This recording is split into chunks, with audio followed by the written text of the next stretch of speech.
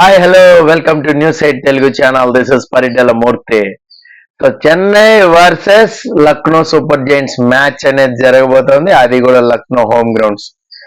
అయితే మ్యాచ్ ఎలా ఉండబోతుంది, పిచ్ రిపోర్ట్ ఏంటి అనేది తెలుసుకునే ముందు, విన్నింగ్ ప్రిడిక్షన్ అనేది తెలుసుకునే ముందు, సో నిన్న మ్యాచ్ ముంబై వర్సెస్ పంజాబ్ అసలు మామూలుగా లేదనమాట. వాళ్ళిద్దరి మధ్య ఎప్పుడు బ్యాటిల్ కూడా చాలా హై టెన్షన్ గానే ఉంటది. సో లాస్ట్ వరకు కూడా అశుతోష్ కొట్టేస్తాడని చాలా మంది అనుకున్నారు. బట్ ముంబై అంతా కూడా ఫ్యాన్స్ అందరూ కూడా ఊపిరి పీల్చుకున్నారు వికెట్ పడంగానే. చాలా అంటే చాలా ఎగ్జైటింగ్ జరిగింది మ్యాచ్. అయితే ఎవరైనా మిస్ అయింటే హైలైట్ చూడండి. ఇక మనం చెన్నై సూపర్ కింగ్స్ చాలా స్ట్రాంగ్ గా ఉంది టీము. వాళ్ళు 6 మ్యాచ్లు అయింది, 2 మ్యాచ్లు మాత్రం ఓడిపోయారు, 4 గెలిచారు. మంచి పాయింట్స్ టేబుల్లో ఒక పటిష్టమైన ప్లేస్ లో ఉన్నారని చెప్పుకోవాలి. లక్నో సూపర్ జైంట్స్ కొంచెం 50-50 ఛాన్సెస్ లోనే ఉన్నారు. 3 గెలిచారు, 6 పాయింట్లు. ఇది గెలిచి కొంచెం 8 పాయింట్లతో వాళ్ళు ఆ ప్లే ఆఫ్ ని కాపాడుకోవాలని వాళ్ళు చూస్తున్నారు అభ్యర్థిని.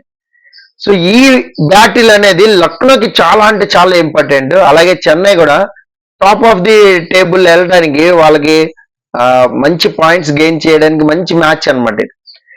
సో ఈ నేపథ్యంలో చెన్నై ఎలాంటి మార్పులు చేస్తారు? చెన్నైకి కొంచెం బ్యాటింగ్ స్ట్రగ్లింగ్ ఉంది. రహానే ఆడట్లేదు సరిగ్గా. గైక్వాడ్ మనకు కనిపించట్లే కెప్టెన్ అయిన తర్వాత. ఆ అగ్రెసివ్నెస్ లేదు. సో మిచెల్ వచ్చి డారెన్ మిచెల్ షార్ట్ సెలక్షన్ కి ఇబ్బంది పడిపోతున్నాడు, రొటేట్ చేస్తున్నాడు తప్ప హార్డ్ గా హిట్ చేయలేకపోతున్నాడు బాల్ ని. రచిన్ రవీంద్ర ఫస్ట్ లో ఆడాడు కానీ తర్వాత టచ్ లోకి రాలేదు. సో ఇలాగా వాళ్ళకి బ్యాటింగ్ అనేది పేపర్ మీద బాగా కనబడుతుంది కానీ కరెక్ట్ గా ఆడే వాళ్ళు లేరు. మేబీ ఏమైనా డారెన్ మిచెల్ పక్కన పెట్టి మోయిన్ అలీని అక్కడ ట్రై చేస్తే వాళ్ళు బాగా సక్సెస్ అయ్యారు.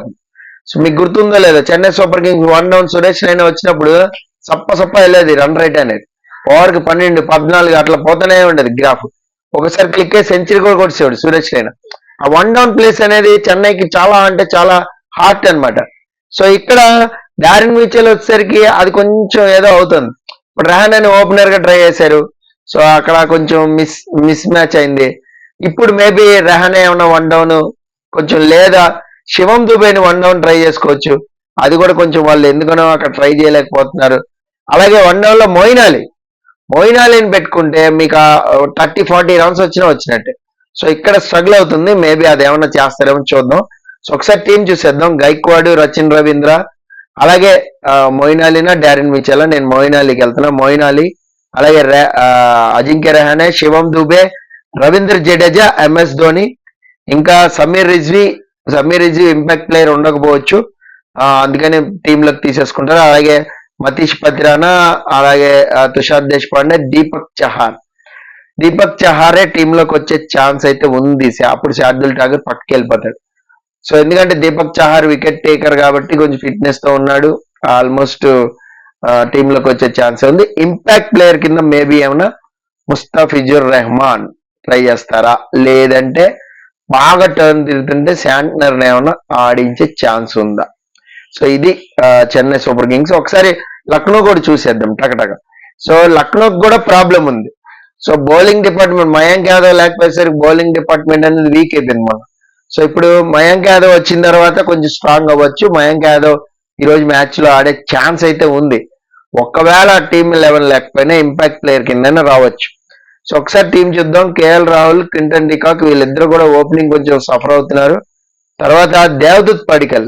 సో దేవదూత్ పడికల్ ఆడిస్తారా ఈ మ్యాచ్ లో, పక్కన పెట్టి వేరే ఏమైనా ట్రై చేస్తారా? దీపక్ కూడా ఫెయిల్ అవుతున్నాడు. సో ఆ ప్లేస్ అనేది మీకు ఎవరికైనా ఇవ్వచ్చు. ఇప్పుడు ప్రేరన్ మన్కడ్ ఉన్నాడు, అతను ఆడించట్టు. మన్కడ్ని ఆడిస్తే మీకు ఆ ప్లేస్ అనేది భర్తీ అవుతుంది.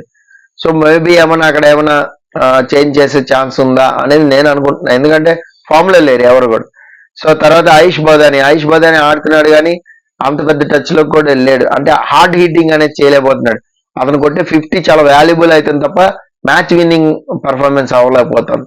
అది కొంచెం బ్యాడ్ అవుతుంది. తర్వాత మార్కస్ స్టోయిన్స్ కూడా ఆల్రౌండ్ పర్ఫార్మెన్స్ ఎంతవరకు చూపించాలి. అలాగే నికోలస్ పోరన్ కూడా హ్యూజ్ నాక్ ఆడింది అయితే లేదు.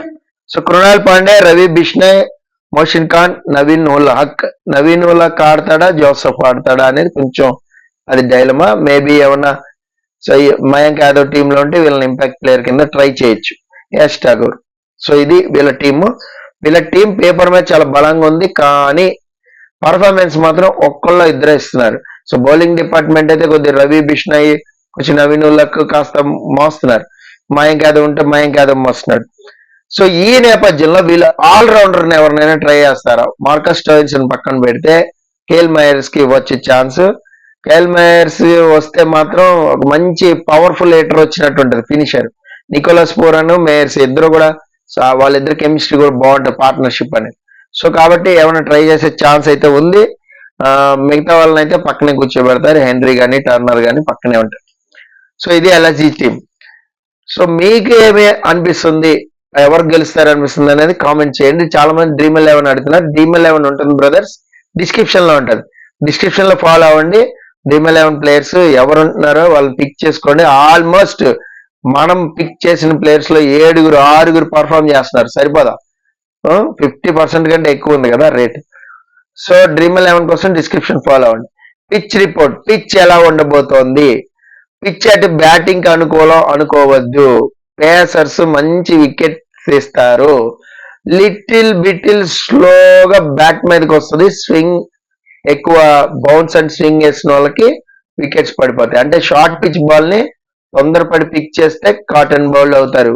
మళ్ళీ చెప్తున్నా, షార్ట్ పిచ్ బాల్స్ తో వికెట్స్ తీయచ్చు ఈ పిచ్ మీద. కాబట్టి చాలా జాగ్రత్తగా మనం ఫ్యాన్సీ షాట్ కి పోదాం, దొరికింది బాల్ అని కొడితే ఇక్కడే ఉంటది అనమాట, అవుట్ అయిపోతారు. సో అది పిచ్ స్వభావం.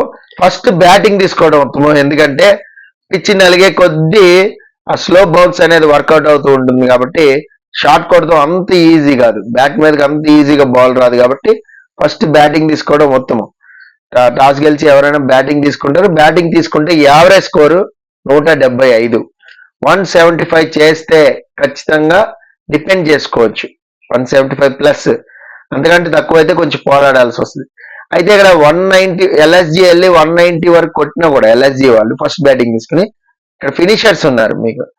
రవీంద్ర జడేజా కానీ, మహేంద్ర సింగ్ ధోని కానీ, ఈవెన్ మోయిన్ అలీని తీసుకుంటే Moin Ali, Deepak Chahar will be bat. Deepak Chahar కూడా బ్యాటింగ్ చేసే ఛాన్స్ ఉంది. సో కాబట్టి ఫినిషర్స్ ఎక్కువ ఉన్నారు ఎవరికి? చెన్నైకి. సో కాబట్టి మీకు అక్కడ చెన్నైకి బలం. ఒకవేళ చేంజింగ్ తీసుకున్నా వీళ్ళు 190 కొట్టినా కూడా వాళ్ళు కొట్టే ఛాన్స్ ఉంది. సో శివం దుబే కూడా మంచి టచ్ లో ఉన్నాడు. కాబట్టి చెన్నై సూపర్ కింగ్స్ కే అడ్వాంటేజ్ అనేది ఎక్కువ ఉంది. విన్నింగ్ మీటర్ కూడా చెన్నై సూపర్ కింగ్ కి 52% చూపిస్తే లక్నో సూపర్ జెయింట్స్ కి 48% చూపెడుతుంది. అంటే హోమ్ గ్రౌండ్ అయినా కూడా వాళ్ళకి అడ్వాంటేజ్ చూపించట్లా. సో చెన్నైకే గెలిచే ఛాన్సెస్ అనేది చాలా హైగా ఉన్నాయి. సో నా ప్రిడిక్షన్ ఏంటి అంటే, నేను కూడా చెన్నై ఈ మ్యాచ్ కొట్టి బలంగా పాయింట్స్ టేబుల్లో పైకి వెళ్తుందని అనుకుంటున్నా. ఎందుకు అంటే మీకు ఇక్కడ ఫస్ట్ బ్యాటింగ్ ఎల్ఎస్జీ చేసిన టాస్ గెలిచి 190 కొట్టినా వీళ్ళు చేయగలిగే కెపాసిటీ ఉంది. దట్టు ఏంటి, మీరు డారెల్ మిచెల్ పక్కన పెట్టి మోయిన్ అలీని టీంలోకి తీసుకోవాలా, అలాగే మీకు దీపక్ చహార్ రావాలి ఫిట్నెస్ తో ఉండి. సో అప్పుడు చెన్నైకి కొంచెం అడ్వాంటేజ్ బాగుంది. సో మీకు మోయిన్ అలీ హిట్ చేయగలుగుతాడు బాల్ ని, అలాగే మీకు శివం దుబే మంచి టచ్ లో ఉన్నాడు. సో ఈవెన్ ఓపెనర్స్ టచ్ లోకి వచ్చారు అనుకోండి, గైక్వాడ్ కానీ మీకు రచిన్ రవీంద్ర కానీ, ఈజీ అయిపోద్ది మ్యాచ్. సో టచ్ లోకి వస్తే. కాబట్టి చెన్నైకే అడ్వాంటేజ్ అనేది ఎక్కువ ఉంది, ఎల్ఎస్జీకి కొంచెం తక్కువ. ఏది ఒక్క బౌలర్ని ఆడుకుంటే చాలు వాళ్ళు, చెన్నై వాళ్ళు. మయాంక్ యాదవ్ వస్తే టీంలో కొంచెం మయాంక్ యాదవ్ ని ఆచితూచి ఆడితే వికెట్ ఇవ్వకుండా సో హ్యాపీగా ఏలేసుకుంటూ గెలిచేయచ్చు. మరి గెలుస్తారా, మీకేమనిపిస్తుంది అనేది కామెంట్ బాక్స్ లో మస్ట్ గా కామెంట్ చేయండి, ఎవరు గెలుస్తారు ఏంటి అనేది.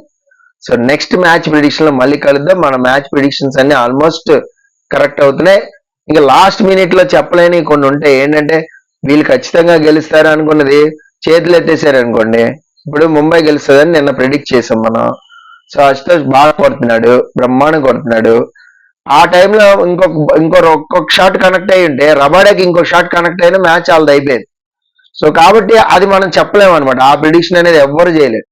సో మ్యాచ్ టీం ప్రకారం ఎవరు గెలుస్తారు పేపర్ మీద, పిచ్ అనుకూలంగా ఏ టీంకి ఉందనేది మాత్రం ప్రిడిక్ట్ చేయగలుగుతున్నాం. అది మాత్రమే నేను చెప్తున్నా. నన్ను నమ్మి మళ్ళీ ఒకసారి బెట్లు కట్టేసాం సార్, అది కట్టేసాం సార్, ఏమొద్దు. జస్ట్ మీకు ఐడియా కోసమే నేను చెప్తూ ఉంటా. అంటే నా ప్లేయింగ్ 11 ఎవరు ఉండాలి ఏంటి, సో వీళ్ళుంటే అడ్వాంటేజ్ ఎలా ఉంటుంది, ఎలా ఉండబోతుంది అనేది మాత్రమే డిస్కస్ చేసుకుంటాం. సో రైట్, అది మీకు అర్థమైంది అనుకుంటా. This is Paritala Murthy signing off. By by.